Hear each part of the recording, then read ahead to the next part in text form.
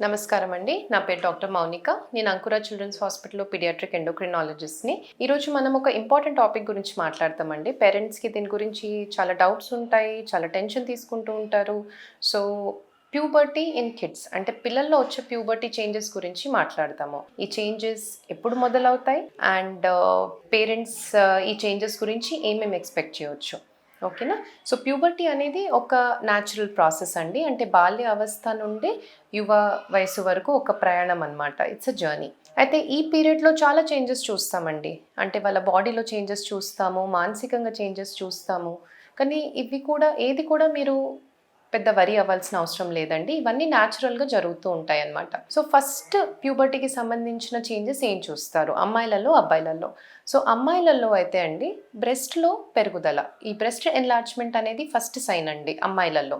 అబ్బాయిలలో అయితే టెస్టిస్లో enlargement, testicular enlargement అనేది first sign అనమాట. సో ఈ చేంజెస్ ఎలా ప్రోగ్రెస్ అవుతాయి అంటే అమ్మాయిలలో ఫస్ట్ బ్రెస్ట్ చేంజెస్ వస్తాయి.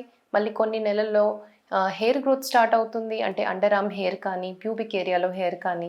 దాని తర్వాత హైట్‌లో స్పర్ట్ అంటే హైట్ వేగంగా పెరుగుతారనమాట. అండ్ మళ్ళీ కొన్ని నెలల్లో అప్పుడు పీరియడ్స్ స్టార్ట్ అవ్వచ్చండి. సో, ఈ మొత్తం టైం అంటే ఫస్ట్ బ్రెస్ట్ చేంజెస్ నుండి పీరియడ్స్ వచ్చేదాకా నార్మల్లీ 2-2.5 ఇయర్స్ టైం తీసుకుంటారండి పిల్లలు. సో, అలాగే అబ్బాయిలలో ఫస్ట్ చేంజెస్ వచ్చేసి టెస్టిస్‌లో ఎన్లార్జ్మెంట్ అండి. మళ్ళీ సెకండ్ చేంజ్ వచ్చేసి పినిస్ సైజ్‌లో కూడా ఎన్లార్జ్మెంట్ అవుతుంది.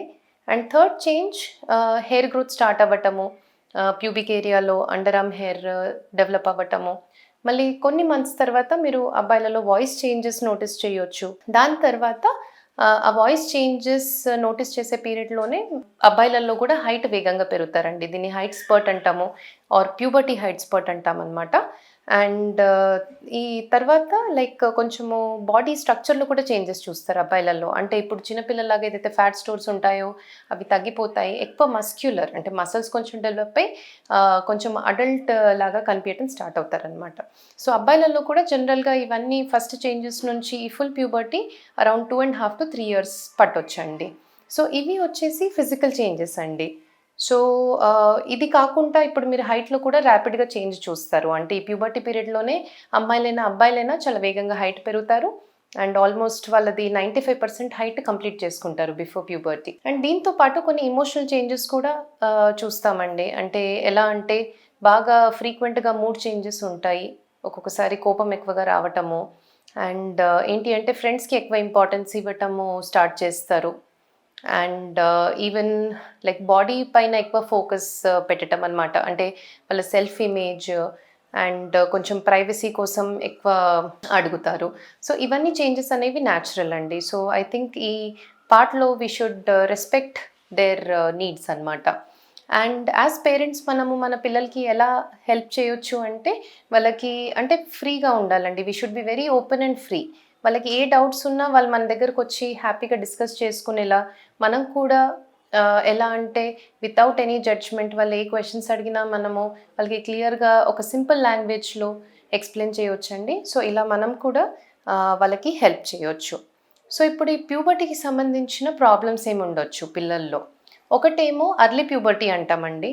అంటే ఎప్పుడైతే ఈ ప్యూబర్టీ చేంజెస్ ఎర్లీగా చూస్తారో, సో నార్మల్‌గా ఇప్పుడు అమ్మాయిలలో సపోజ్ ఈ బ్రెస్ట్ చేంజెస్ అనేది 8 ఏండ్ల కన్నా ముందు చూసారంటే ఆర్ పీరియడ్స్ 9 ఏండ్ల వయసు కన్నా ముందు వచ్చాయంటే దీన్ని మనం ఎర్లీ ప్యూబర్టీ అంటామండి.